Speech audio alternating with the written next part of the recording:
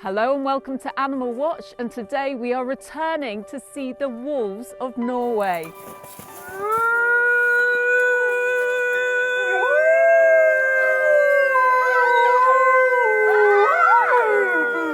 Four years ago, a Norwegian wolf pack accepted me into their group. Today I return. Will they still feel the same way about me? Or will it be a very different story?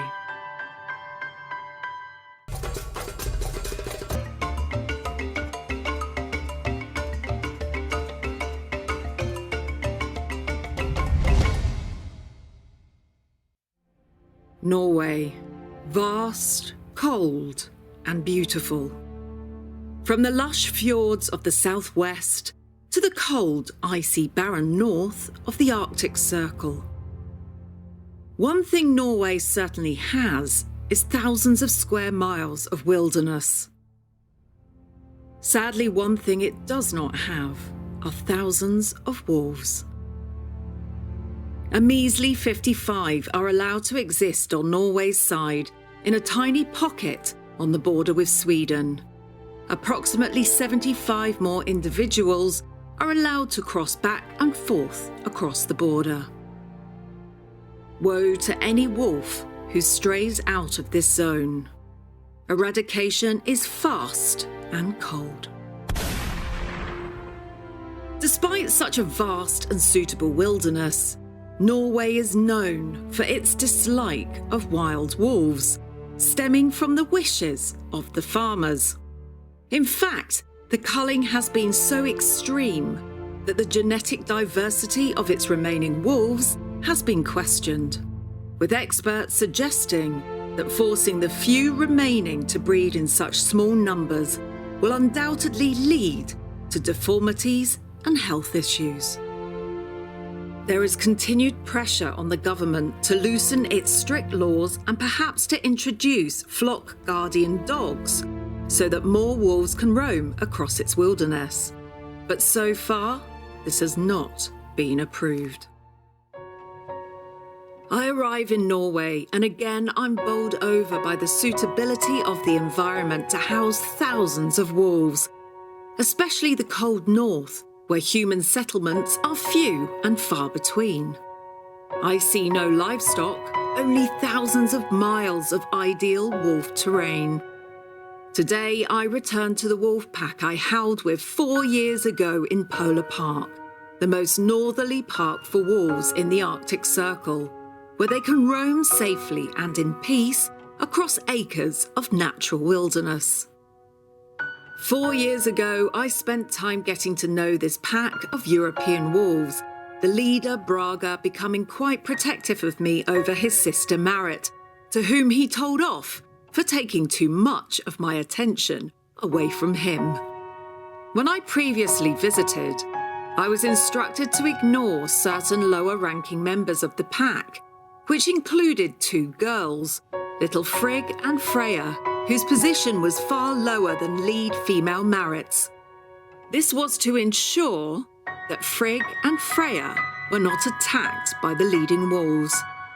Because of this, the visit was tranquil, and the pack peacefully fell asleep around me and presented the perfect opportunity to howl alongside them in a video which was to go viral around the world.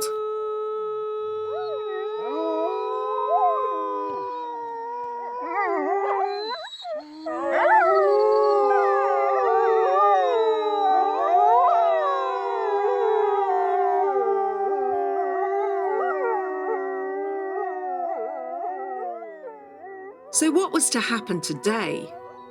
I had been warned that there had been a change in the pack dynamics.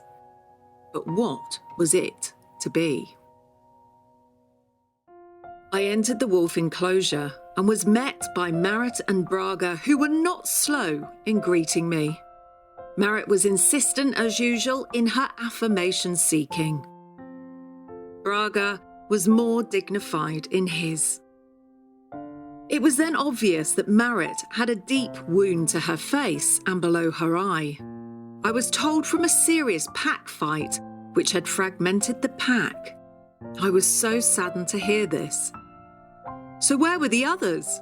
All I could find was Braga and Marit.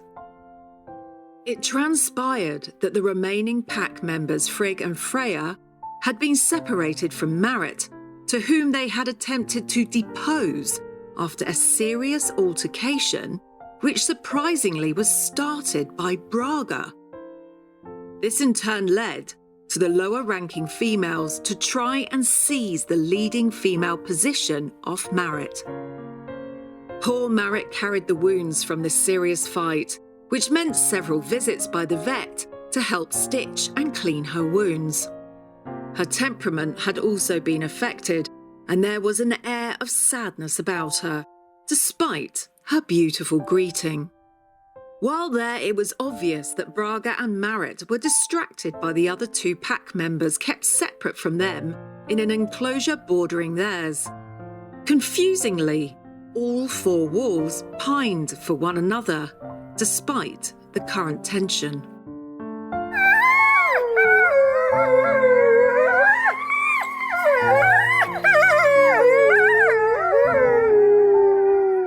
The wolves would repeatedly run up to see where the others were on the other side of the boundary.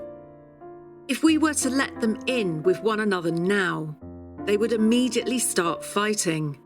So it was decided to let time heal the rift, and perhaps at some point, Marit could have one of the other females join her and Braga to test if they could live together again in the future. When Braga did decide to spend time with me, it was beautiful, and he didn't disappoint with his huge lion-like presence.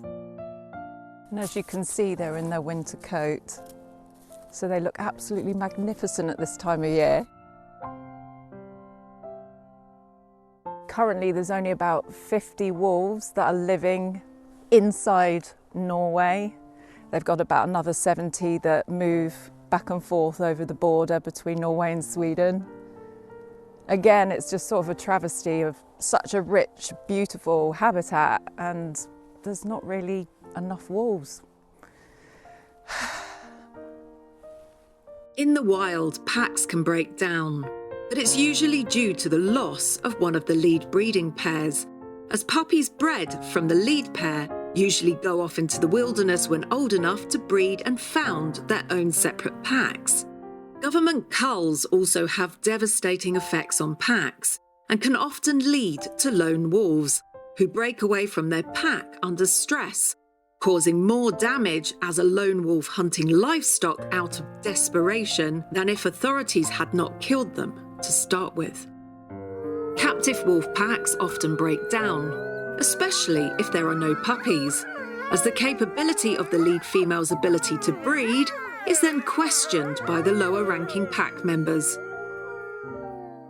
Lower-ranking wolves sometimes reckon they have a chance to lead the pack, but often they are not natural leaders, and without leadership to them, the entire pack can fall to pieces, and wolves need to be separated or there will be deaths. I had seen this regularly in the UK, where many captive packs break down after 3 years. But unusually, this pack was 9 years old, very stable, and all with a close bond with one another. I sat down with Ramona, who is custodian to the wolves at Polar Park, and asked her opinion. I just wanted to ask you a few questions about the pack, because obviously this time I only got to meet 2 of them, and last time we met the whole pack. So what's happened since then?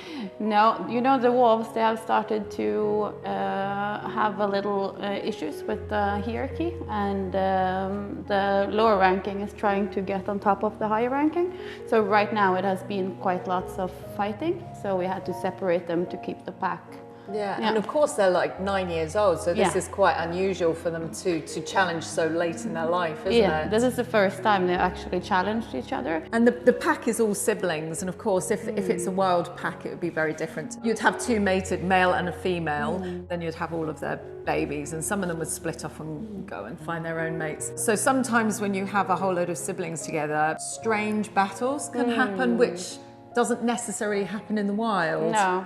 Marit took a little bit of an injury, didn't she, quite significantly? Yeah. And she's the lead female, isn't she? So rather than being a breeding pair, she's just been the sister that's happened to be the one that's managed to boss all of the other ones around. Yeah. And was there anything that set it off? It just randomly happened? We have no idea what has caused it, but Brage, the leader male, he was the one that started the first attack. And then the lower rankings just... And they all join in, and that's the thing. When they feel like there's an opportunity, they all go for it. Yeah. So currently, right now, you're treating Marit, and she's getting a lot better. She's putting on some weight and everything, and she's made it up with Brage because they're best of friends again. Yes, they are. And then you've got the other two females the other side of the fence. Right now, you're trying to just test to see how they're going to get along, and then maybe hopefully you will have another go at putting them back together again. That's the hope, that everything just works out, having some spaces, having some time alone, and then everything will work out when we try to put them back together. And with Marit, because she has lost a little bit of weight and she has some injuries, right now perhaps she's more vulnerable. The other females might fancy their chance of being the top female. So it's safer to have her get completely fully better before you mix them back in again. Yes. So we will have her to put on some weight and make sure that she's well fed and also healed up before we release them together. Well, I hope so, because they're my absolute favourites. They're absolutely beautiful. And so hopefully next time I come, they'll all be back together again. Yay! Well, thanks so much. Regardless, I had been so honoured to have met Brage and Marit again, and truly hoped that the differences of the pack was mended in the next few months, as I really would like to come back and visit the wolves together again as a happy and content four. And if you enjoyed this episode of Animal Watch, then be sure to give us a big thumbs up and subscribe to the channel by clicking the button in the corner. And it seems appropriate again that we should end on a howl. Let's see if it'll work.